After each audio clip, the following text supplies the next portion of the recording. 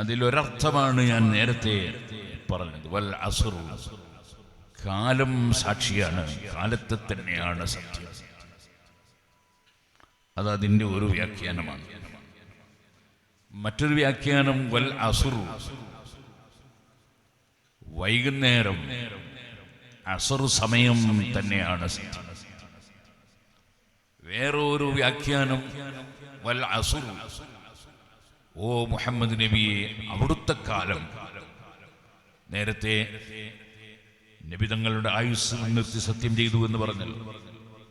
അതുപോലെ വൽ അസ്ർ, ഓ നബിയെ തങ്ങൾ ജീവിക്കുന്ന കാലം തന്നെയാണ് സത്യം. ഇങ്ങനെയൊക്കെ വ്യത്യസ്തമായ അർത്ഥം അതിന് നൽകപ്പെട്ടിട്ടുണ്ട്. നമുക്കെല്ലാവർക്കും അറിയാം, രാവിലെ മുതൽ പ്രവർത്തന ഗോതയിൽ ഇറങ്ങുന്ന മനുഷ്യൻ വൈകുന്നേരമാകുമ്പോൾ അവൻ്റെ ഏകദേശ സമയം ഇങ്ങനെ കഴിഞ്ഞ് അവൻ്റെ വീട്ടിലേക്ക് അടങ്ങി ഒതുങ്ങാൻ വേണ്ടി ശ്രമിക്കുന്ന ഒരു സമയമാണല്ലോ അസർ സമയം. അസറ എന്ന അറബി വാചകത്തിന് പിഴിഞ്ഞു എന്നാണ് ഒരു അർത്ഥം. അതുകൊണ്ടാണ് ജ്യൂസിന് അസീർ എന്ന് പറയുന്നത്. ജ്യൂസ് എങ്ങനെയാണല്ലോ, അത് പിഴിഞ്ഞ് ഉണ്ടാക്കുന്ന സാധനമാണ്. അതുകൊണ്ടാണ് അസീർ എന്ന് പറയുന്നത്. രാവിലെ മുതലേയുള്ള സമയങ്ങളൊക്കെ കഴിഞ്ഞ് അവസാനം ഒരു പിഴിഞ്ഞെടുക്കുന്നത് പോലെയുള്ള സമയമാണ് അസർ സമയം. വൽ അസ്ർ, കാലം എന്ന് പറയുന്നത് അത് വളരെ പ്രസക്തമാണ്. കാരണം ഒരു മനുഷ്യൻ എന്ന് പറഞ്ഞാൽ ആ മനുഷ്യൻ അവന്റെ ജീവിത കാലമാണല്ലോ. ആ കാലം കഴിഞ്ഞാൽ പിന്നെ അവനില്ലല്ലോ. അപ്പോൾ സമയം എന്ന് പറയുന്നത് വളരെയേറെ പ്രസക്തമായ ഒരു കാര്യമാണ്. കാരണം ഒരു മനുഷ്യന്റെ ആയുഷ്കാലം എന്ന് പറയുന്നത് അവന്റെ ജീവിത കാലമാണ്. അത് കഴിഞ്ഞാൽ പിന്നെ അവനില്ല. അതുകൊണ്ടാണ് മഹാന്മാരായ ആളുകൾ പറഞ്ഞത്, അൽ വഖ്തു സൈഫുൻ ഇല്ലം തഖ്തഉഹു യഖ്തഉക. സമയം എന്ന് പറയുന്നത് ഒരു വാള് പോലെയാണ്. നീ ആ സമയത്ത് ചെയ്യേണ്ടത് ചെയ്തില്ലെങ്കിൽ നിന്നെ ആ സമയം നഷ്ടപ്പെടുത്തി കളയും. അപ്പൊ നമ്മുടെ ആയുഷ്കാലം എന്ന് പറയുന്നത് വളരെ പ്രസക്തമാണ്. ഈ ആയുഷ്കാലത്ത് ചെയ്യേണ്ടത് ചെയ്യുന്നവനാകണം, ചിന്തിക്കേണ്ടത് ചിന്തിക്കുന്നവനാകണം, പ്രവർത്തിക്കേണ്ടത് പ്രവർത്തിക്കുന്നവനാകണം, വർജിക്കേണ്ടത് വർജിക്കുന്നവനാകണം. അങ്ങനെ അവനവന്റെ ആയുഷ്കാലം അത് വളരെ പ്രധാനപ്പെട്ടതാണ്.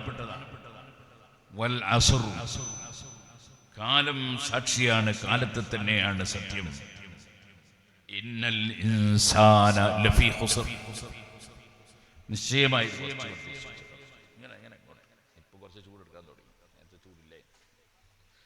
ഇന്നൽ ഇൻസാന ലഫീ ഖുസ്ർ,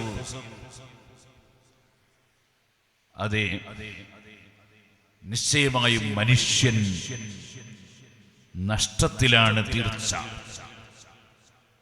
മനുഷ്യൻ എന്ന് പറയുന്നത് ഒരു സാധാരണ ജീവി അല്ല. മറ്റ് ജീവികളിൽ നിന്നെല്ലാം വ്യത്യസ്തനാണ് മനുഷ്യൻ. വേറെ ജീവികൾക്ക് വിശേഷബുദ്ധിയില്ല, തിരിച്ചറിവില്ല. അതുകൊണ്ട് തന്നെ ആ ജീവികൾ അതിന് സംസ്കാരമില്ല, സംസ്കരണമില്ല. നമുക്കറിയാം, കോഴികൾ പരസ്പരം കൊത്തുന്നു. അതേപോലെ ചില ജീവികൾ മറ്റൊരു ജീവിയെ ആക്രമിക്കുന്നു, കൊമ്പുകോർക്കുന്നു. ചില ജീവികൾ മറ്റൊരു ജീവിയെ തട്ടി മാറ്റി അതിൻ്റെ മുന്നിലെ ഭക്ഷണം അക്രമമായി കഴിക്കുന്നു. ഇതൊക്കെ നമ്മൾ കണ്ടുകൊണ്ടിരിക്കുന്ന വിഷയമാണ്. കാരണം ആ ജീവികൾക്കൊന്നും സംസ്കാരമോ സംസ്കരണമോ ഇല്ല. അവകൾക്ക് ചിന്തിക്കാനുള്ള വിശേഷബുദ്ധി ഇല്ല. നമ്മൾ ധാരാളം മനുഷ്യരെ കാണുന്നുണ്ട്. ആ മനുഷ്യരെല്ലാം ഭൂമിലോകത്ത് ജീവിക്കുമ്പോൾ അവരുടെ നഗ്നത മറച്ചുകൊണ്ടാണ് സമൂഹത്തിന്റെ മുമ്പിൽ ഇറങ്ങുന്നത്.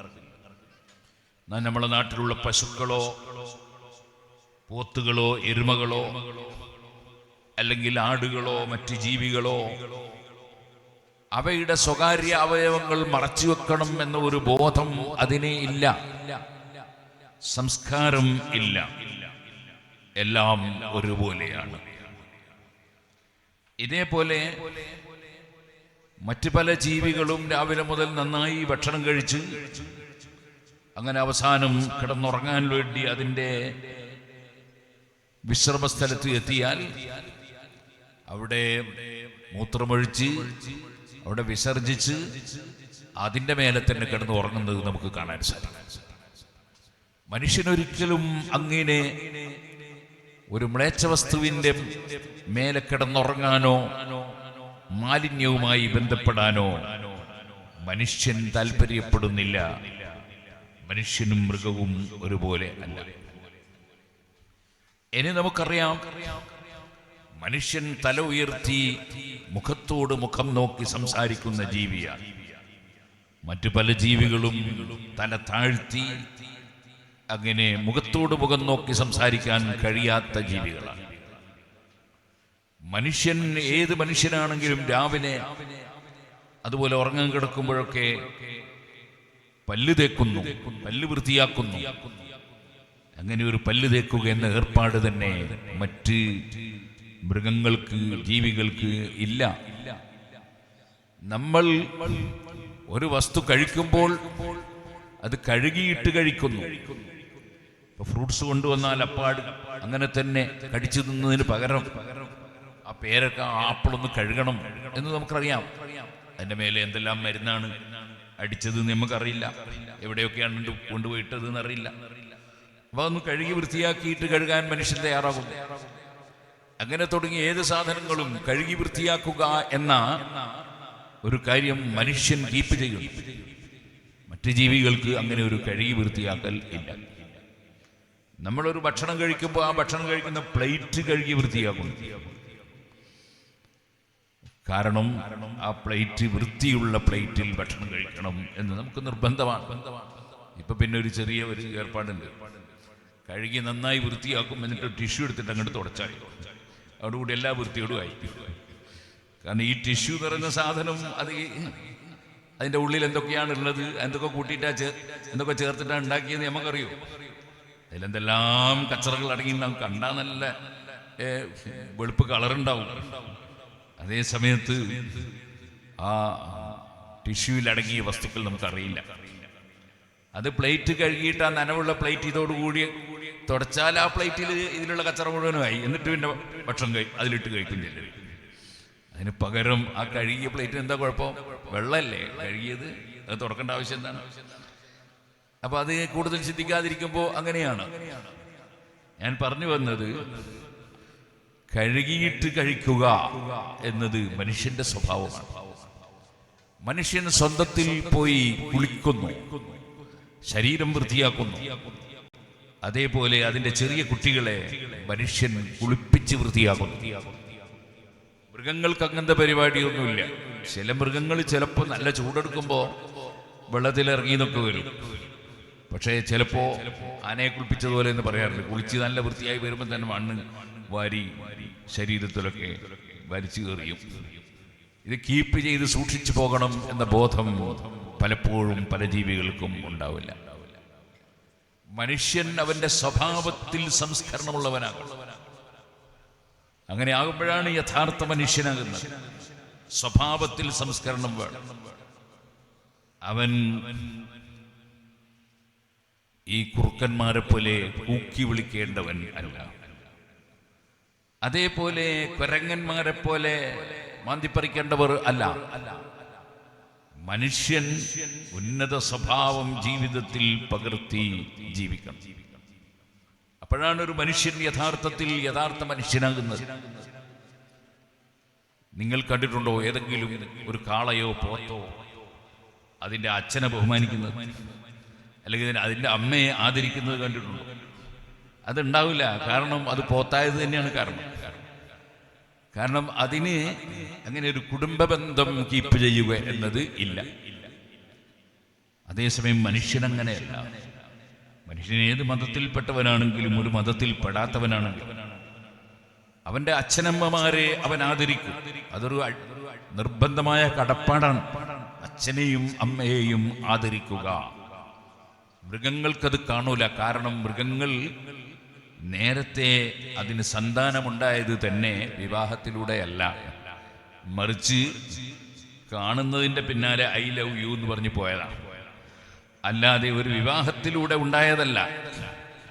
അത് കാരണത്താൽ തന്നെ അതിനൊരു കുടുംബ ബന്ധമില്ല.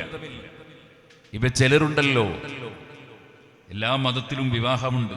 ആ വിവാഹത്തെയൊക്കെ പരിശുദ്ധ ദീനുൽ ഇസ്ലാം അതിന് പരിഗണിക്കുന്നുണ്ട്. നമ്മൾ ഈ അടുത്ത് നമ്മുടെ പ്രസ്ഥാനത്തിൻ്റെ കീഴിൽ ഏകദേശം 2000-ഓളം വരുന്ന പാവപ്പെട്ട യുവതീ യുവാക്കൾക്ക് മാംഗല്യം നടത്തി ഗൂഡല്ലൂരിൽ. അവിടെ മുസ്ലിങ്ങൾക്ക് മാത്രമല്ല നമ്മളത് ചെയ്തു കൊടുത്തു. ധാരാളം അമുസ്ലിം ചെറുപ്പക്കാരികളും നമ്മുടെ പ്രസ്ഥാനത്തിന്റെ ചെലവിൽ അവിടെ വിവാഹിതരായി. അത് ഈ ഒരു വർഷം മാത്രം ചെയ്തതല്ല, മുമ്പും പലപ്പോഴും ചെയ്തിട്ടുണ്ട്.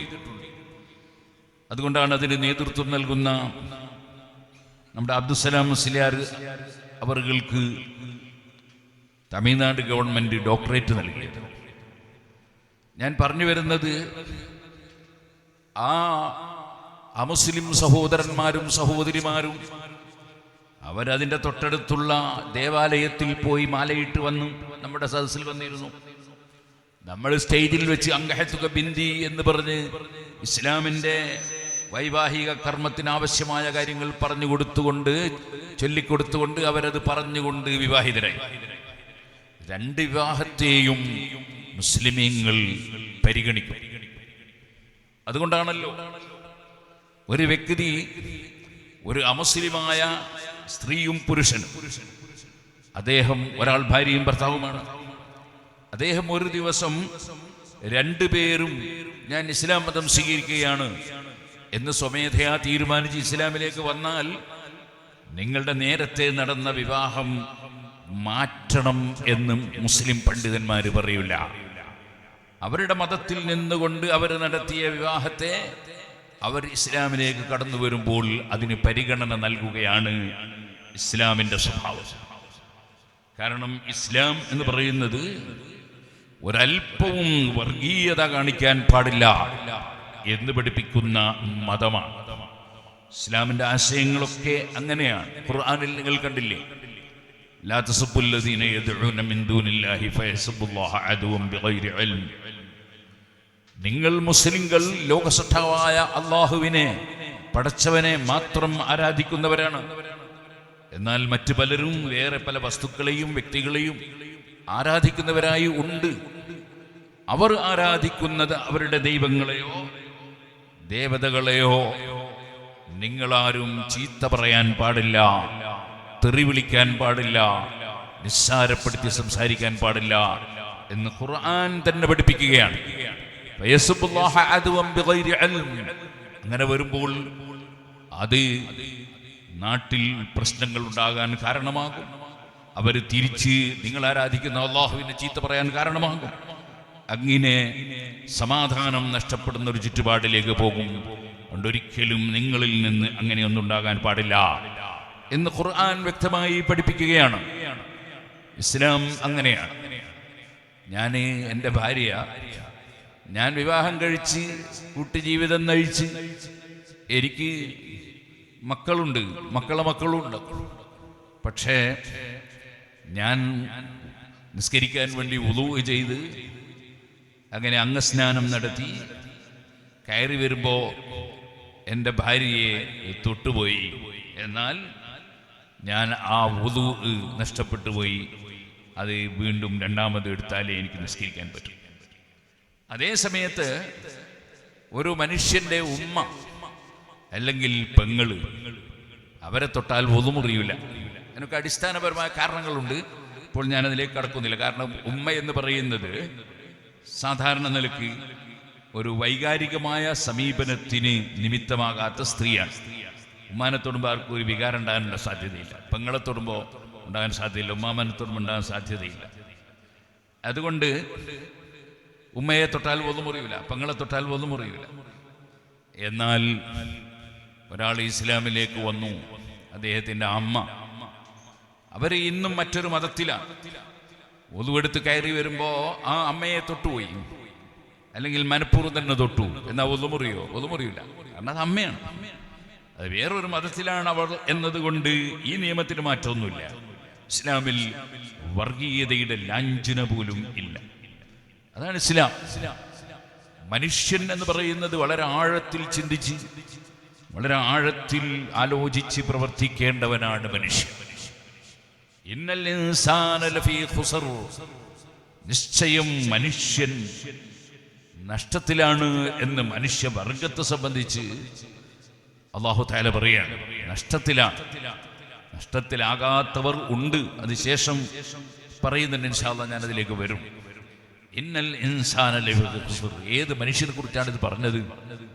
ഏറ്റവും ഉന്നത ജീവിയായ മനുഷ്യൻ, ഏറ്റവും ഉന്നതനായി ജീവിക്കേണ്ട മനുഷ്യൻ. അതിനുള്ള സാഹചര്യങ്ങളെല്ലാം ലോകസട്ടാവായ പടച്ചവൻ കൊടുത്തിട്ടുള്ള മനുഷ്യൻ, അവൻ ആ മനുഷ്യത്വം നിലനിർത്തി, മാനവികത നിലനിർത്തി അവന്റെ ജീവിതം സംസ്കരിക്കേണ്ടതുണ്ട് എന്നതാണ് ഈ ഖുർആനിലെ അധ്യായം പഠിപ്പിക്കുന്ന ഏറ്റവും പ്രധാനമായ വിഷയം. മനുഷ്യൻ, നിങ്ങൾക്കറിയാം, മനുഷ്യന് മറ്റ് ജീവികളെ അപേക്ഷിച്ച് ഉള്ള ഒരു വലിയ പ്രത്യേകതയാണ് സംസാരശേഷി എന്ന് പറയുന്നത്. മറ്റ് ജീവികൾക്ക് അതിൻ്റെതായ ഭാഷയിൽ ചില സംസാരങ്ങൾ ഉണ്ടാകാം, അതില്ലെന്ന് നമ്മൾ പറയുന്നില്ല. പക്ഷേ മനുഷ്യനെ പോലെ ആശയവിനിമയം നടത്തുന്ന ഒരു ഏർപ്പാട് വേറെ ജീവികൾക്ക് ഇല്ല. മനുഷ്യൻ ആശയവിനിമയം വളരെ ഭംഗിയായി പൂർണ്ണമായി നടത്തുന്നു. അതുകൊണ്ടാണ് മനുഷ്യൻ പ്രസംഗിക്കുന്നത്. നമ്മൾ ആരെങ്കിലും എപ്പോഴെങ്കിലും പൂച്ചയുടെ പ്രസംഗം കേൾക്കാൻ പോയിട്ടുണ്ടോ? അല്ലെങ്കിൽ എവിടെയെങ്കിലും പശുക്കൾ ഒരു സമ്മേളനം നടത്തിയതായി കേട്ടിട്ടുണ്ടോ? അങ്ങനെയില്ലല്ലോ. മനുഷ്യൻ അങ്ങനെയല്ല. മനുഷ്യൻ ആശയങ്ങൾ പറഞ്ഞുകൊണ്ടിരിക്കുന്നു. ആ മനുഷ്യൻ, അവൻ ആശയം കൈമാറാൻ കഴിവുള്ള ഒരു പ്രത്യേക ജീവിയാണ്. ഇതുപോലെ മനുഷ്യന് ആശയം കൈമാറാൻ രണ്ട് വഴിയുണ്ട്, ഏറ്റവും പ്രധാനപ്പെട്ട രണ്ട് വഴികൾ. ഒന്ന് സംസാരമാണ്, മറ്റൊന്ന് എഴുത്താണ്. അതുകൊണ്ടാണ് പരിശുദ്ധ ഖുർആൻ ആദ്യമായി ലോകത്ത് മുഹമ്മദ് നബി സല്ലല്ലാഹു അലൈഹി വസല്ലം ഖുർആനിൽ അവതരിച്ചു കിട്ടിയ ഒന്നാമത്തെ സൂക്തം തന്നെ ഇഖ്റ, വായിക്കണം. ബിസ്മി റബ്ബിക്കല്ലദീ ഖലഖ്, നിങ്ങളെ പടച്ച ലോകസൃഷ്ടാവായ പടച്ചവന്റെ പേര് കൊണ്ട് ആരംഭിച്ച് വായിക്കണം. ഇഖ്റ ബിസ്മി റബ്ബിക്കല്ലദീ ഖലഖ്. എന്തെങ്കിലും വായിക്കരുത്. മനുഷ്യനെ സംസ്കരിക്കുന്ന കാര്യങ്ങൾ വായിക്കണം, ദുഷിപ്പിക്കുന്നതല്ല വായിക്കേണ്ടത്. ഇഖ്റ ബിസ്മി റബ്ബിക്കല്ലദീ ഖലഖ് ഖലഖൽ ഇൻസാന മിൻ അലഖ്. മനുഷ്യനെ അല്ലാഹു സൃഷ്ടിച്ചത് വളരെ ലോലമായ വസ്തുവിൽ നിന്നാണ് മനുഷ്യനെ സൃഷ്ടിച്ച് ഈ എല്ലും പല്ലും തോലുമൊക്കെ കൊടുത്തത്. എന്നിട്ട് ആ ഒട്ടിപ്പിടിക്കുന്ന വസ്തുവിൽ നിന്ന് മനുഷ്യനെ സൃഷ്ടിച്ചവനാണ് പടച്ചവൻ. ഖലഖൽ ഇൻസാന മിൻ അലഖ് ഇഖ്റ വറബ്ബുക്കൽ അക്രം അല്ലദീ അല്ലമ ബിൽ ഖലം അല്ലമൽ ഇൻസാന മാ ലം യഅലം. പേന കൊണ്ട് എഴുതാൻ പഠിപ്പിച്ചവനാണ് അല്ലാഹു തആല. എന്താണ് അതിന്റെ പ്രസക്തി എന്ന് നിങ്ങൾക്കറിയില്ലേ? സുബ്ഹാനല്ലാഹ്. നമ്മളൊരു രജിസ്റ്റർ ഓഫീസിൽ പോയാൽ അവിടെ ധാരാളം ഡോക്യുമെന്റ്സുകൾ, ആധാരങ്ങൾ അവിടുത്തെ പുസ്തകത്തിൽ എഴുതി വെച്ചിട്ടുണ്ട്. അതിന്റെ പകർപ്പെടുത്തിട്ടാണ് പലപ്പോഴും ആ ഭൂമി നേരത്തെ ആരുടെ കൈവശമായിരുന്നു, പിന്നീട് അതാർക്കാണ് കൈവശം മാറിയത്? ഈ എഴുത്തിലൂടെയാണ് അത് അന്ത്യനാൾ വരെ നിലനിൽക്കുന്നത്. എഴുത്തില്ലെങ്കിൽ തെളിവെവിടെ? തെളിവുകൾ എവിടെ ഉണ്ടാകും? ഇതുപോലെ 1000-ലധികം കൊല്ലങ്ങൾക്ക് മുമ്പ് ഇവിടെ ജീവിച്ച പണ്ഡിതന്മാർ, 1400ഓളം കൊല്ലങ്ങൾക്ക് മുമ്പ് ഇവിടെ ജീവിച്ച മുഹമ്മദ് നബി സല്ലല്ലാഹു അലൈഹി വസല്ലം, അതുപോലെ അവിടുത്തെ ശിഷ്യന്മാർ, അവരുടെയൊക്കെ ഉപദേശങ്ങളും നിർദ്ദേശങ്ങളും നമ്മിൽ ലഭ്യമാകുന്നത് അതൊക്കെ എഴുതി വെച്ചത് കൊണ്ടാണ്. അവരിന്ന് നമ്മുടെ കൂടെ ജീവിച്ചിരിക്കുന്നത് പോലെ അവരുടെ ആശയങ്ങൾ നമുക്ക് ലഭിക്കുകയാണ്. അത് എഴുത്തിലൂടെ കൈമാറിയിട്ടാണ്. വേറെ ജീവികൾക്ക് ഇങ്ങനെ ഒരു എഴുത്തിന്റെ പരിപാടിയുണ്ടോ? ഇല്ലല്ലോ. മറിച്ച് മനുഷ്യനുള്ള പ്രത്യേകതയാണ്. മനുഷ്യൻ കാത്തിബാണ്, എഴുതുന്നവനാണ്. അങ്ങനെ തുടങ്ങി ഒരുപാട് പ്രത്യേകതകളുള്ള മനുഷ്യൻ. ഇന്നൽ ഇൻസാന ലഫീ ഖുസർ. അവൻ എല്ലാ രംഗത്തും അവന്റെ മനുഷ്യത്വം പ്രകടിപ്പിച്ച് സംസ്കാര സമ്പന്നനായി ജീവിക്കേണ്ടതുണ്ട്. നിങ്ങൾ കേട്ടിട്ടില്ലേ മഹാനായ സയ്യിദ്ന ഖലീലുല്ലാഹി ഇബ്രാഹിം അലൈഹിസ്സലാത്തു വസ്സലാം ആളുകൾക്ക് ഭക്ഷണം കൊടുക്കാൻ വലിയ താല്പര്യമുള്ള ആളാണ്. ഇന്ന് ദുൽഹജ്ജ് നമുക്ക് 12 മക്കയിൽ 13. അങ്ങനെ വരുമ്പോ നാളെയും കൂടി നമുക്ക് ദുൽഹജ്ജിലെ അതിപ്രധാനപ്പെട്ട ഒരു ദിനം ബാക്കിയുണ്ട്. നാളത്തെ അസറിന്റെ ശേഷവും കൂടി നമുക്ക് നിസ്കാരശേഷം ഫർദ് നിസ്കാരത്തിന്റെയും സുന്നത്ത് നിസ്കാരത്തിന്റെയും ജനാസ നിസ്കാരത്തിന്റെയും ഒക്കെ ശേഷം പ്രത്യേകം സുന്നത്തുള്ള അവസരമാണ്. തക്ബീർ ചൊല്ലൽ സുന്നത്താണ്. എന്നാൽ ഈ തക്ബീർ ചൊല്ലുന്നതിൻ്റെയും അതുപോലെ ലോകത്ത് ലക്ഷക്കണക്കിന് ആടുകളെയും ഒട്ടകങ്ങളെയും മറ്റ് മൃഗങ്ങളെയും ഒക്കെ അറുത്ത് അതിൻ്റെ മാംസം ജനങ്ങൾക്ക് വിതരണം ചെയ്യുന്നു, ഭക്ഷ്യവസ്തു വിതരണം ചെയ്യുന്നു. അതിൻ്റെ അടിസ്ഥാന കാരണം നിങ്ങൾക്കറിയില്ലേ? മഹാനായ ഖലീലുല്ലാഹി ഇബ്രാഹിം അലൈഹിസ്സലാത്തു വസ്സലാം മാനവർക്ക് ലോകസട്ടാവായ പടച്ചവനൊരു വലിയ പരീക്ഷണം നൽകി. ആ പരീക്ഷണം എന്താണ്?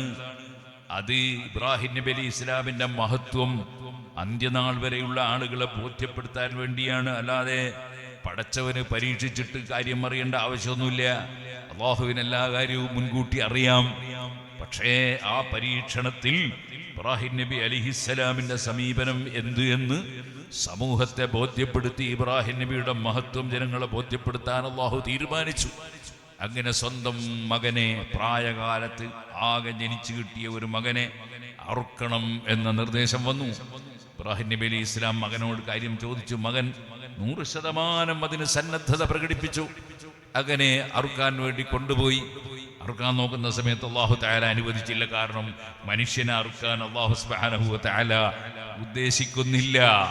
അതുപോലെ മനുഷ്യനെ അറുക്കാൻ പാടില്ല. അതുകൊണ്ട് അവിടെ അറുക്കുന്നതിന് പകരം ആട്ടിനെ ഇറക്കിക്കൊടുത്ത് ആട്ടിനറുത്താൽ മതി എന്ന് പറഞ്ഞു. അങ്ങനെ ആ ആട്ടിനെ അറുത്തതിൻ്റെ ഒരു സ്മരണയായി, മഹാനായ ഇബ്രാഹിം നബി അലൈഹി സ്വലാത്തു വസ്സലാമിന്റെ ത്യാഗത്തിന്റെ സ്മരണയായി ഇബ്രാഹിം നബി അലൈഹി സ്വലാത്തു വസ്സലാമിന് എല്ലാ കാലത്തും ഒരു സ്മരണ നിലനിൽക്കണം. അതിനുവേണ്ടി ദുൽഹജ്ജ് 10, 11, 12, 13 തീയതികളിൽ എല്ലാ സ്ഥലങ്ങളിലും ഭക്ഷണം അഥവാ മാംസം ഫ്രീ ആയിട്ട് വിതരണം ചെയ്യുന്നു. അതാണല്ലോ ഉദ്ഹിയ്യത്ത് എന്ന് പറയുന്നത്. ഓ സുഹൃത്തുക്കളെ, എന്താണ് ആ ഇബ്രാഹിം നബി അലൈഹി ഇസ്ലാമിന്റെ സ്വഭാവം? ഭക്ഷണം കൊടുക്കുക എന്നതിൽ വല്ലാത്ത താല്പര്യമാണ്. അതൊരു നല്ല സ്വഭാവമാണ്. അയ്യുൽ ഇസ്ലാമി ഖൈർ, ഇസ്ലാമിൽ ഏറ്റവും നല്ല കാര്യം ഏതാണ് ചോദിച്ചപ്പോൾ നബി സല്ലല്ലാഹു അലൈഹി വസല്ലം തങ്ങൾ പറഞ്ഞു, അതേ തുത്ഇമു ത്വആം, ഭക്ഷണം കൊടുക്കലാണ് എന്ന് പറഞ്ഞു. ഭക്ഷണം കൊടുക്കൽ അതിമഹത്തായ ഒരു പുണ്യകർമ്മമാണ്. അതേ യുത്ഇമൂന ത്വആമ അലാ ഹുബ്ബിഹി മിസ്കീനൻ വയതീമൻ വഅസീറ, പാവപ്പെട്ടവർക്കും അതുപോലെ ജയിലിലടക്കപ്പെട്ടവർക്കും അതുപോലെ അനാഥകൾക്കുമൊക്കെ ഭക്ഷണം കൊടുക്കുന്നവരുടെ മഹത്വം ഖുർആൻ പല സ്ഥലങ്ങളിലും എടുത്തു പറയുന്നുണ്ട്. ഭക്ഷണം കൊടുക്കുക, ആർക്കും ഭക്ഷണം കൊടുക്കുക എന്നാണ്. ഇബ്രാഹിം നബി അലൈഹി സ്വലാം ഭക്ഷണം വിതരണം ചെയ്യുമ്പോൾ ഒരു മജൂസി അഥവാ തീനെ ആരാധിക്കുന്ന ഒരു മനുഷ്യൻ അദ്ദേഹം ഭക്ഷണത്തിന് ആവശ്യപ്പെട്ടു. ഇബ്രാഹിം നബി അലൈഹി സ്വലാം പറഞ്ഞു, നിനക്ക് ഞാൻ ഭക്ഷണം തരില്ല, നീ ഭക്ഷണം സൃഷ്ടിച്ച പടച്ചവനെ ആരാധിക്കാത്ത വേറൊരു വിശ്വാസക്കാരനാണ്, നിനക്ക് ഭക്ഷണം തരൂല. അദ്ദേഹത്തെ തിരിച്ചയച്ചു. അപ്പൊ ലോകസൃഷ്ടാവായ പടച്ചവൻ ഇബ്രാഹിം നബി അലൈഹി സ്വലാമിനെ വിളിച്ചു. ഇബ്രാഹിമെ, നീ എന്തിനാണ് അദ്ദേഹത്തെ തിരിച്ചയച്ചത്? ഇബ്രാഹിം നബി അലൈഹി സ്വലാം പറഞ്ഞു, നിന്നെ ആരാധിക്കുന്നില്ല, അതുകൊണ്ടാണ്. അപ്പൊ ഇബ്രാഹിം നബി അലൈഹി സ്വലാമിനോട് പടച്ചവൻ ചോദിക്കുന്നു, അദ്ദേഹത്തിന് വയസ്സെത്രയായി? 10, 70, 60 എത്രയെങ്കിലും വലിയ വയസ്സുണ്ട് അദ്ദേഹത്തിന്. ഇക്കാലം അത്രയും ഞാൻ അദ്ദേഹത്തിന് ഭക്ഷണം കൊടുത്തിട്ടുണ്ട്. എല്ലാവർക്കും ഭക്ഷണം കൊടുക്കുന്നവൻ ഞാനാണ്. അതിനിടയിൽ മധ്യവർത്തികളായി പലരും ഉണ്ടെന്നേ ഉള്ളൂ. യഥാർത്ഥത്തിൽ കൊടുക്കുന്നവൻ ഞാനാണ്. ഞാൻ ഉദ്ദേശിച്ചതല്ലാതെ ഉദ്ദേശിക്കുന്നതല്ലാതെ ആർക്കും ഉദ്ദേശിക്കാൻ കഴിയില്ല. ഞാൻ കൊടുക്കുന്ന കഴിവുണ്ടല്ലാതെ ആർക്കും ഒന്നും പ്രവർത്തിക്കാൻ കഴിയില്ല. ഞാൻ കൊടുക്കുന്നതനുസരിച്ചല്ലാതെ ഒന്നും ആർക്കും കിട്ടുകയില്ല. അതുകൊണ്ട് തന്നെ ഞാൻ അദ്ദേഹത്തിന് ഭക്ഷണം കൊടുക്കുന്നുണ്ട്. എനിക്കറിയാം അദ്ദേഹം എന്നെ ആരാധിക്കുന്നില്ല. എന്നിട്ടും ഞാൻ ഇത്രയും കാലം അദ്ദേഹത്തിന് ഭക്ഷണം കൊടുത്തല്ലോ. ഒരു നേരത്തെ ഭക്ഷണം നിങ്ങളോട് ചോദിക്കുമ്പോൾ എന്നെ ആരാധിക്കുന്നില്ല എന്ന കാരണം പറഞ്ഞ് നിങ്ങൾ തിരിച്ചയച്ചത് എന്തിനാണ്? ഇബ്രാഹിം നബി അലൈഹിസ്സലാത്തു വസ്സലാം പുനർവിചിന്തനം നടത്തുന്നു. ആ വ്യക്തിയെ തിരിച്ചു വിളിച്ച് ഭക്ഷണം കൊടുക്കുന്നു.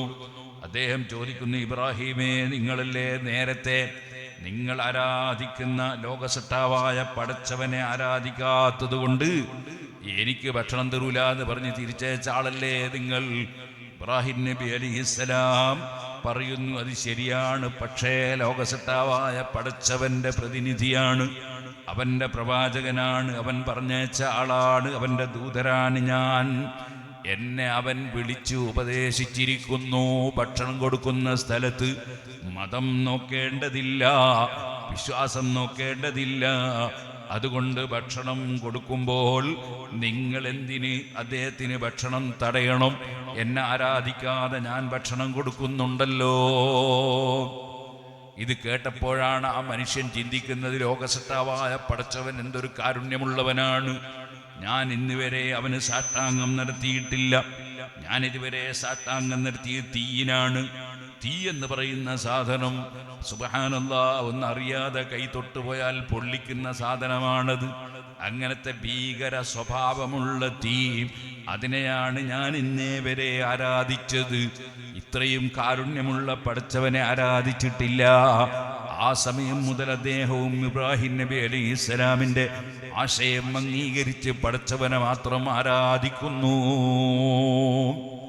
സുഹൃത്തുക്കളെ, മനുഷ്യൻ അങ്ങനെയാണ്. മനുഷ്യൻ വർഗീയത ഉണ്ടാകാൻ പാടില്ല. അതേ പരസ്പരം അകന്നു പോകാൻ പാടില്ല. എല്ലാ മനുഷ്യരും സൗഹാർദ്ദത്തിൽ ജീവിക്കണം, സഹകരണത്തോടെ ജീവിക്കണം. അതാണ് മനുഷ്യന് ലോകസട്ടാവ് നൽകുന്ന പാഠം. നിങ്ങൾ നോക്കൂ, ഒരു മെഡിക്കൽ കോളേജിൽ ചെന്നാൽ അവിടെ ഒരു രോഗിക്ക് ഓപ്പറേഷൻ ചെയ്യുന്ന സമയത്ത് രക്തം വേണമെന്ന് പറയുമ്പോൾ ഏതെങ്കിലും ഒരു ഡോക്ടർ, ഇന്ന മതക്കാരനാണ് നീ, അതുകൊണ്ട് നിന്റെ മതത്തിൽപ്പെട്ടവന്റെ രക്തം വേണമെന്ന് പറയാറുണ്ടോ? ഒരിക്കലും പറയില്ല. ആ രോഗിയുടെ രക്തത്തിന്റെ ഗ്രൂപ്പ് ഏതാണോ ആ ഗ്രൂപ്പ് വേണമെന്നല്ലാതെ അവന്റെ മതമേതാണ്, സംഘടന ഏതാണ്, അത് നോക്കിയിട്ട് രക്തമെടുക്കണമെന്ന് പറയാറില്ല. കാരണം മനുഷ്യൻ പരസ്പരം രക്തം കൊടുത്തുകൊണ്ട് സഹായിക്കേണ്ടി വന്നാൽ അവിടെ പോലും മതത്തിൻ്റെ അതിർവരമ്പുകളില്ലാതെ പരസ്പരം സഹകരിക്കേണ്ടവനാണ് എന്ന തത്വമാണ് ലോകസൃഷ്ടാവായ അല്ലാഹു സൃഷ്ടിപ്പിൽ തന്നെ വെച്ചിട്ടുള്ളത്. നമുക്കറിയാമല്ലോ, അങ്ങകലെ സുബ്ഹാനല്ലാഹ് ഹോർമുസ് കടലിടുക്കിൽ കപ്പലുകൾ കൃത്യമായി പോകാനുള്ള സംവിധാനം നിന്നുപോയപ്പോൾ നമ്മുടെ പല ഹോട്ടലുകളും അടയ്ക്കേണ്ടി വന്നില്ലേ? കാരണം എന്താണ്? എല്ലാ മനുഷ്യരും, ഏത് ലോകത്ത് ജീവിക്കുന്ന മനുഷ്യരും പരസ്പരം സഹകരിച്ച് ജീവിക്കണം എന്ന തത്വമാണ് ലോകസൃഷ്ടാവായ പടച്ചവൻ പഠിപ്പിച്ചത്. പാലക്കാട്ടുകാർക്ക് ചിലപ്പോൾ കൊടുത്തത് നെല്ലായിരിക്കാം, കുറ്റ്യാടിക്കാർക്ക് കൊടുത്തത് തേങ്ങയായിരിക്കാം, അതേ കൊടകുകാർക്ക് കൊടുത്തത് കുരുമുളകായിരിക്കാം, വയനാട്ടുകാർക്ക് കൊടുത്തത് കാപ്പിയായിരിക്കാം, വേറൊരു നാട്ടുകാർക്ക് കൊടുത്തത് പെട്രോളും ഡീസലുമായിരിക്കാം, വേറെ ചിലർക്ക് കൊടുത്തത് മാർബിളിൻ്റെ കല്ലായിരിക്കാം, മറ്റു ചിലർക്ക് കരിങ്കല്ലായിരിക്കാം, വേറെ ചിലർക്ക് ചെത്തുകല്ലായിരിക്കാം. എല്ലാവരുടെയും സഹകരണവും എല്ലാവരും ഒരുമിച്ചുമുള്ളൊരു ജീവിതം നയിക്കുമ്പോഴാണ് മനുഷ്യന് ഇവിടെ പരിപൂർണമായ സമാധാനത്തിലും സന്തോഷത്തിലും ജീവിക്കാൻ കഴിയുന്നത് നമുക്കതറിയാമല്ലോ സുഹൃത്തുക്കളെ. ഇന്ന് നമ്മൾ കഴിച്ച ഫ്രൂട്ട്സുകൾ നമ്മളെ വീട്ടിലുണ്ടാക്കിയ ഫ്രൂട്ട്സ് അല്ല, പലതും പല നാടുകളിലും കൃഷി ചെയ്തുണ്ടാക്കിയതാണ്. അങ്ങനെ നമ്മൾ കഴിക്കുന്ന ഭക്ഷണത്തിൽ പോലും എല്ലാ മനുഷ്യരുടെയും അധ്വാനങ്ങളും സഹകരണങ്ങളുമുണ്ട്. അവിടെയൊന്നും മതപരമായ വിവേചനങ്ങളില്ല. മനുഷ്യനെന്ന ഒറ്റ കാഴ്ചപ്പാടാണ്. ആ മനുഷ്യൻ ഏറ്റവും ഉന്നതമായ സ്വഭാവത്തിലും സംസ്കരണത്തിലും സംസ്കാരത്തിലും ജീവിക്കേണ്ടവനാണ്. ആ മനുഷ്യനെ കുറിച്ചാണ് ഖുർആൻ പറയുന്നത്, ഇന്നൽ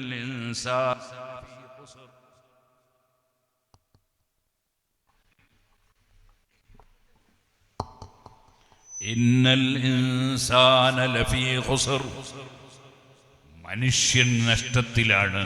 അവിടെ വേറെയും പല വ്യാഖ്യാനങ്ങളുമുണ്ട്. നന്ദിയില്ലാത്ത മനുഷ്യൻ, അതേപോലെ ഇത്തരം നല്ല കാര്യങ്ങൾ പറയുമ്പോൾ അതൊന്നും ഉൾക്കൊള്ളാത്ത മനുഷ്യൻ, അങ്ങനെയൊക്കെ അതിനർത്ഥമുണ്ട്. ഏതായിരുന്നാലും മനുഷ്യവർഗം തന്നെ നഷ്ടത്തിലാണ്. ഇല്ലല്ലദീന ആമനു. ഞാൻ ചുരുക്കി പറയാണ്, ഈ സൂറത്ത് ഞാൻ പറഞ്ഞല്ലോ മാസങ്ങളോളം സംസാരിക്കേണ്ട സൂറത്താണ്. ഇന്നൽ ഇൻസാന ലഫീ ഖുസ്ർ. മനുഷ്യൻ വലിയ നഷ്ടത്തിലാണ്. കാരണം എന്താണ്? നമ്മളും കൊതുകും ഒരുപോലെയാകാൻ പറ്റുമോ? കൊതുക് ഇവിടെ കുറഞ്ഞ സമയം ജീവിച്ച് അതങ്ങ് ചത്തുപോകുന്നു. മഴപ്പാറ്റകളിൽ അതാ ചില ചെറിയ ദ്വാരങ്ങളിൽ നിന്ന് കയറി വന്ന് അല്പസമയം കഴിയുമ്പോൾ അതിനെ പിന്നെ കാണുന്നില്ല. അതുപോലെ പല ജീവികളും ഇവിടെ ജീവിച്ചങ്ങ് ശരിയായി പോകുന്നു. മനുഷ്യൻ അങ്ങനെയാണെന്ന് വെക്കാൻ പറ്റുമോ? കാരണം ഖലഖലകും മാ ഫിൽ അർളി ജമീഅ. ഭൂമിയിലുള്ള എല്ലാ വസ്തുക്കളെയും നിങ്ങളെ നന്മയ്ക്ക് വേണ്ടിയാണ് പടച്ചവൻ സൃഷ്ടിച്ചിട്ടുള്ളത്. മനുഷ്യന് വേണ്ടിയാണ് പഠിച്ചത്. അങ്ങനെ മനുഷ്യന് വേണ്ടി സൃഷ്ടിക്കപ്പെട്ട ഈ ജീവികൾ, അതുകൊണ്ടാണല്ലോ കോഴികൾ മുട്ടയിട്ടതിന് ശേഷം അത് പുഴുങ്ങി തിന്നുന്നില്ല. അതേപോലെ പശുവിൻ്റെ പാല് അതിൻ്റെ സ്വന്തം കുട്ടി കുടിക്കുമ്പോൾ അതിനെ മാറ്റി നിർത്തിയിട്ട് മനുഷ്യൻ കറന്നെടുത്ത് കുടിക്കുമ്പോൾ അത് തെറ്റാണെന്ന് ഇവിടെ ആരും പറയുന്നില്ല. അതേ കടലിലുള്ള മത്സ്യങ്ങൾ, കോടിക്കണക്കിന് മത്സ്യങ്ങളെ മനുഷ്യൻ പിടിച്ചുകൊണ്ടുവന്ന് കഴിക്കുമ്പോൾ അതൊരു തെറ്റാണെന്നാരും പറയുന്നില്ല. കാരണം ലോകത്തുള്ള എല്ലാ ജീവികളും എല്ലാ വസ്തുക്കളും മനുഷ്യന് വേണ്ടി സൃഷ്ടിക്കപ്പെട്ടതാണ്.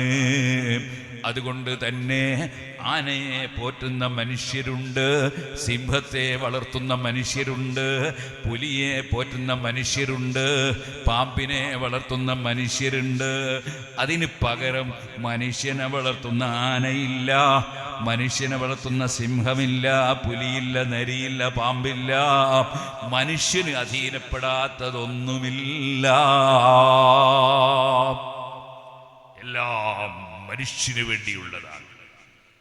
ആ മനുഷ്യൻ അവൻ മറ്റുള്ള ജീവികളെ പോലെ ആകാൻ പറ്റുമോ? ആ മനുഷ്യൻ അവന്റെ വിശേഷ ബുദ്ധി കൊണ്ട് ചിന്തിക്കണം. ഈ ലോകത്തിന്റെ അവസ്ഥകളെ കുറിച്ച് ആലോചിക്കണം. ലോകസട്ടാവിനെ അവൻ അറിയാൻ കഴിയണം. അങ്ങനെ ഇല്ലല്ലദീന ആമനൂ. വിശ്വസിക്കേണ്ടത് വിശ്വസിക്കാത്തവർക്കാണ് നഷ്ടം. ഇല്ലല്ലദീന ആമനൂ വഅമിലു സാലിഹാത്ത്. എനിക്ക് നല്ല വിശ്വാസമുണ്ട് എന്ന് പറഞ്ഞാൽ പോരാ. വഅമിലു സാലിഹാത്ത്, നല്ല കർമ്മങ്ങൾ നിർവഹിക്കുന്നവനാകണം. നല്ല കർമ്മങ്ങൾ നിർവഹിക്കുന്നവനാകണം. അങ്ങനെ വിശ്വാസവും സൽക്കർമ്മങ്ങളും ഉണ്ടാകണം. അതില്ലെങ്കിൽ മനുഷ്യൻ നഷ്ടത്തിലാണ്. കാലം സാക്ഷിയാണ്. ഇല്ലല്ലദീന ആമനൂ വഅമിലു സാലിഹാത്ത്. ഓ മുസ്ലിം സഹോദരിമാരെ, സഹോദരന്മാരെ, നമ്മൾ ഉറച്ച് വിശ്വസിക്കുന്നു ലോകസട്ടാവായ പടച്ചവന്റെ മുമ്പിൽ 5 നേരം നമ്മൾ ഹാജരാകണം. ആ 5 നേരം 5 വഖ്ത് നിസ്കാരം കൃത്യമായി നിർവഹിക്കണം. ആ നിസ്കാരം നിർവഹിച്ചാൽ മാത്രം പോരാ, നമ്മുടെ സമ്പത്തുകളിൽ നിന്ന് പാവപ്പെട്ടവർക്കൊരു വീതം കൊടുക്കണം, സാധുക്കളെ സഹായിക്കണം. നമുക്ക് വേണ്ടി മാത്രം തന്നതല്ല പടച്ചവൻ സ്വത്ത്, സാധുക്കളെ സഹായിക്കണം, ആവശ്യത്തിന് ചെലവഴിക്കണം. വമിമ്മാ റസഖ്നാഹും യുൻഫിഖൂൻ, ആവശ്യമുള്ളതിന് ചെലവഴിക്കണം, ആവശ്യമുള്ള സ്ഥലത്ത് ചെലവഴിക്കണം. പോരാ, അതിൻ്റെ പുറമെ അതേ ലോകസ്ഥാവായ പടച്ചവൻ കൽപ്പിച്ച നിർദ്ദേശങ്ങൾ സ്വീകരിക്കണം. മനുഷ്യൻ റമദാനിൽ നോമ്പെടുക്കണം. മൂമിനായ മുസ്ലിമായ മനുഷ്യനെ കുറിച്ചാണ് ഞാൻ പറയുന്നത്. അല്ലാത്തവർക്ക് നമ്മുടെ മതമനുസരിച്ച് അവർ ജീവിക്കൂലല്ലോ. അതുകൊണ്ട് തന്നെ നമ്മൾ ആരും ഒരു അമുസ്ലിം സഹോദരനോട് നീ നിസ്കരിക്കണമെന്ന് പറയാറില്ലല്ലോ, നീ നോമ്പെടുക്കണമെന്ന് പറയാറില്ല. ഓരോരുത്തരും നിസ്കരിച്ചിട്ടും അവിടെ ഫലവും ഇല്ല എന്നാണ് നമ്മുടെ വിശ്വാസം. അവരെ കൊണ്ട് അങ്ങനെ ചെയ്യാൻ നമ്മൾ പറയുകയില്ല.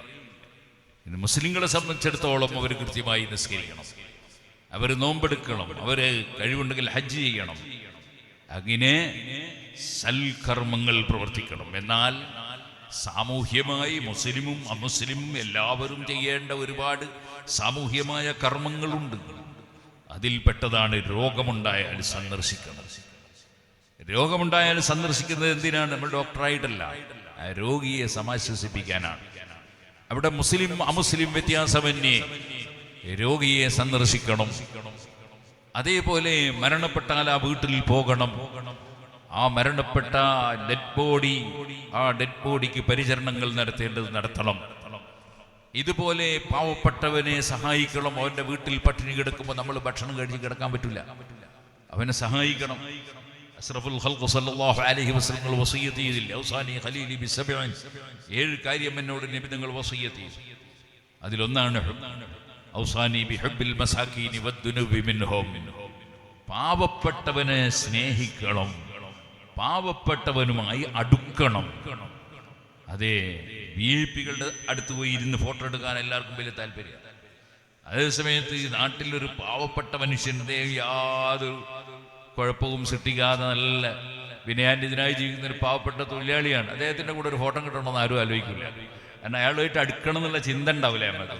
അതുകൊണ്ട് മുഹമ്മദ് നബി സല്ലല്ലാഹു അലൈഹി വസല്ലം പറയാണ്, ബിഹുബ്ബിൽ മസാകീനി വദ്ദുനൂബി മിൻഹും, പാവപ്പെട്ടവരുമായി അടുക്കണം എന്നതിൻ്റെ പ്രിയപ്പെട്ട നബി എന്നോട് വസിയ്യത്ത് ചെയ്തു. അദ്ദേഹത്തിൻ്റെ മനസ്സിന് സന്തോഷമുണ്ടാക്കണം. ഔസാനി ഖലീലി ബിസബഇൻ ബിഹുബ്ബിൽ മസാകീനി വദ്ദുനൂബി മിൻഹും.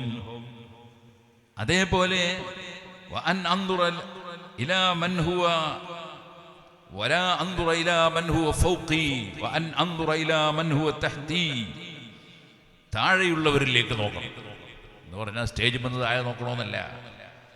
സാമ്പത്തിക രംഗത്തും മറ്റും പ്രയാസങ്ങളുള്ളവരെ നോക്കി അവർക്ക് അങ്ങനെ പ്രയാസമുണ്ടല്ലോ എന്ന് മനസ്സിലാക്കി പരിഹാരമുണ്ടാക്കാൻ ശ്രമിക്കുകയും, രണ്ടാമത്തേത് എനിക്ക് പഠിച്ചവൻ ഒരുപാട് അനുഗ്രഹം ചെയ്തിട്ടുണ്ടല്ലോ, അതിനൊക്കെ നന്ദി ചെയ്യണമല്ലോ എന്ന ബോധത്തോടെ ജീവിക്കുകയും വേണം.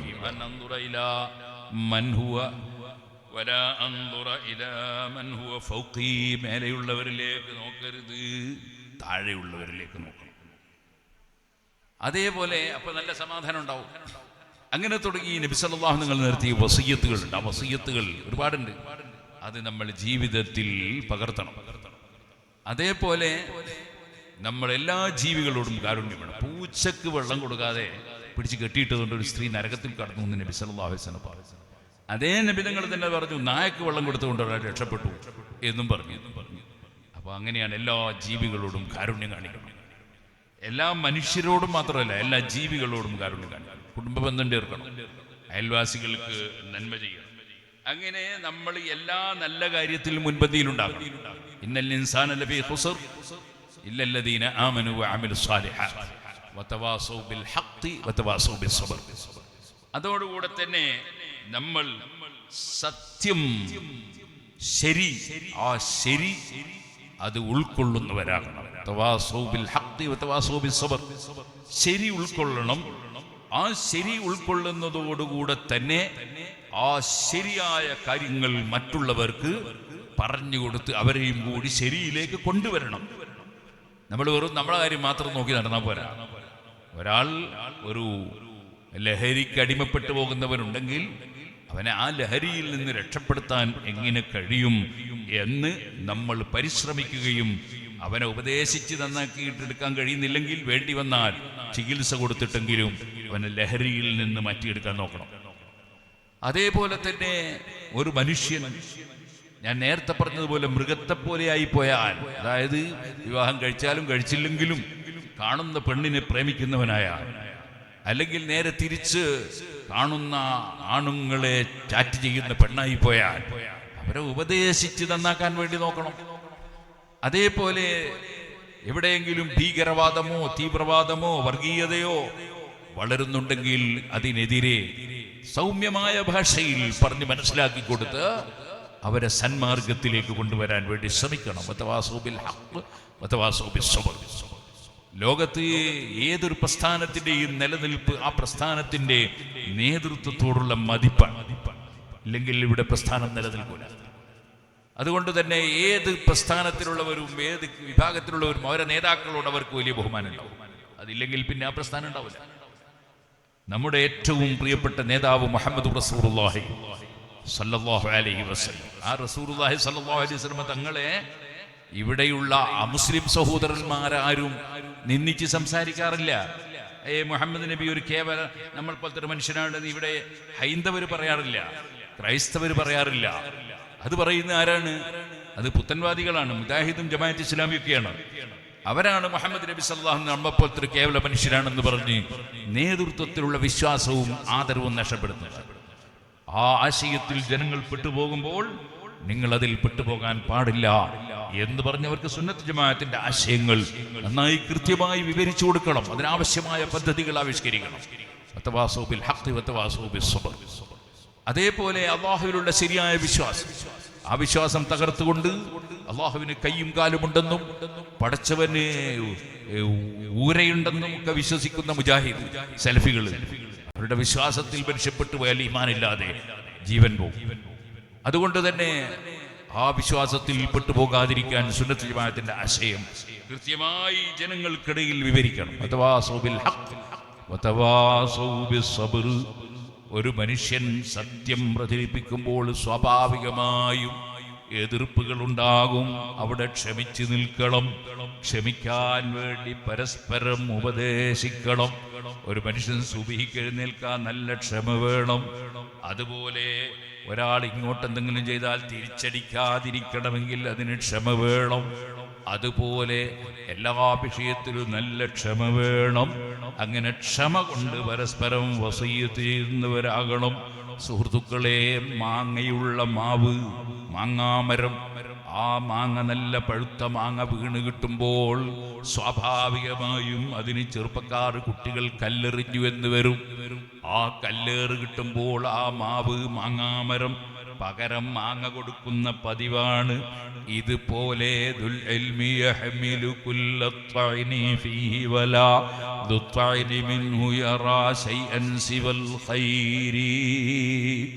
നല്ലത് പറഞ്ഞു കൊടുക്കുന്ന പണ്ഡിതന്മാർ നല്ലത് പറഞ്ഞു കൊടുക്കുമ്പോൾ കള്ളു കുടിക്കരുത് നിർമ്മം കുടിക്കുന്നവന് ചിലപ്പോൾ പ്രയാസം ഉണ്ടാകും. അതുപോലെ തന്നെ തെറ്റിയുന്നവർക്ക് പ്രയാസമുണ്ടാകും. അവർ കല്ലെടുത്തെറിയുന്നതിന് പകരം അതാ ചിലപ്പോൾ നാവ് കൊണ്ട് ചീത്ത വിളിക്കും, അല്ലെങ്കിൽ ചിലപ്പോൾ കല്ലെന്നെടുത്തെറിയും. അങ്ങനെ വരുമ്പോൾ പകരം മാങ്ങ കൊടുക്കുകയല്ലാതെ, മധുരമുള്ള ആശയം കൊടുക്കുകയല്ലാതെ പകരം അതാ തെറ്റിനെ തെറ്റുകൊണ്ട് നേരിടാൻ പാടില്ല. ഖുർആൻ അതാ പറഞ്ഞത്,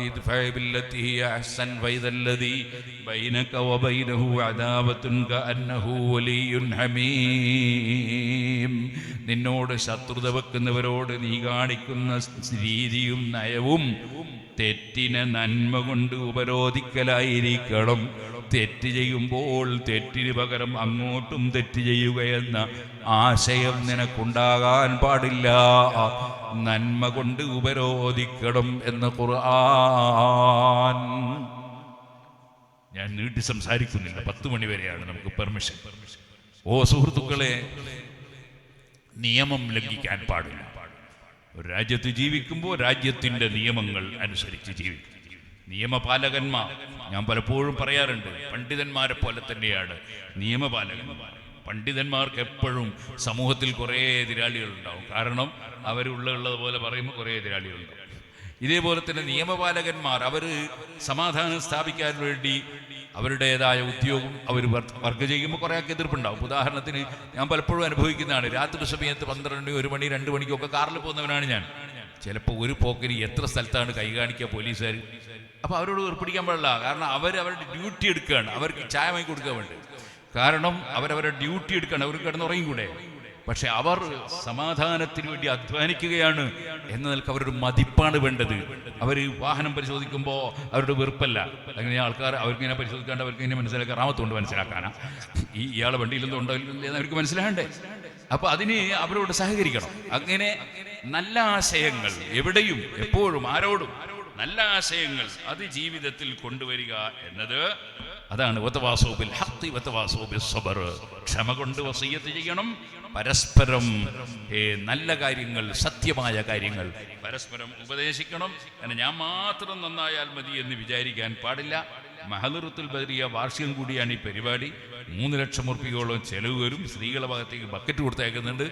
എല്ലാവരും നല്ല സംഭാവനകൾ കൊടുത്തയക്കണം. നിങ്ങളും നല്ല സംഭാവനകൾ കൊടുക്കണം.